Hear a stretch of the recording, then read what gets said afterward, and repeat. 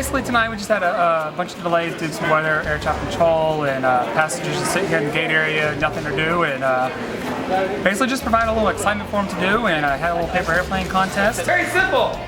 First off, you will not see this at American Airlines or Delta. This is a Southwest original. Alright, so the way we do this is we do this in groups of 6. It's very simple. The light colored carpet is the runway. This is Tony. He's one of our fabulous flight attendants. Say hi, Tony. He's the official judge. He just didn't know it until about 5 seconds ago. 1, 2, 3. 2, 3. 2, 3. Here we go. 1, 2, 3. 2, 3. 3.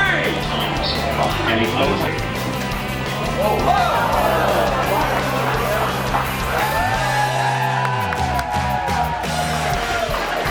What is it?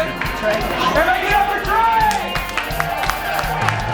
I never thought a delay would make me so happy.